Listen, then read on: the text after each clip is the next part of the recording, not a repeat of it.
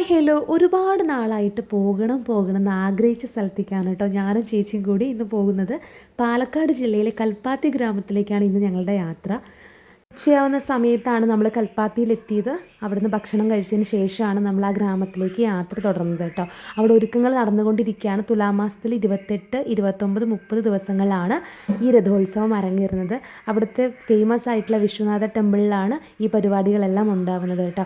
പിന്നീട് നമ്മൾ ആ അഗ്രഹാരത്തിലൂടെ ഒന്ന് ചുറ്റിക്കറങ്ങി കേട്ടോ. ഒരുപാട് ഒരുക്കങ്ങളാണ് അവിടെ നടന്നുകൊണ്ടിരിക്കുന്നത്. ഇപ്പം തന്നെ കച്ചവടക്കാരൊക്കെ വന്നിട്ടുണ്ടായിരുന്നു കേട്ടോ.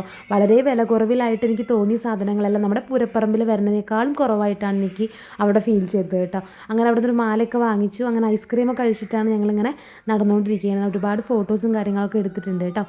അങ്ങനെ ഈ കടയിൽ നിന്നാണ് നമ്മൾ മാല വാങ്ങിച്ചിട്ടുണ്ടായിരുന്നത്. റേറ്റ് കുറവ് തന്നെയാണ്. ഈ മാലയ്ക്കൊക്കെ 50 രൂപ, 25 രൂപയ്ക്ക് ഉണ്ടായിരുന്നുള്ളൂ. കമ്മലിനൊക്കെ വെറും 10 രൂപ, 5 രൂപയൊക്കെ ഉണ്ടായിരുന്നുള്ളൂ കേട്ടോ. കമ്മലും കാര്യങ്ങളൊന്നും വാങ്ങിച്ചില്ല. മാല എന്തോ ഒരു കൗതുകം തോന്നി അതങ്ങനെ വാങ്ങിച്ചു. അത് കഴിഞ്ഞ് പിന്നെ നമ്മളൊരു നന്നാരി സർബത്തൊക്കെ കുടിച്ചു. കാരണം ഒരുപാട് അങ്ങോട്ടും ഇങ്ങോട്ടും നടന്നാണ്, നല്ല വെയിലുണ്ടായിരുന്നു.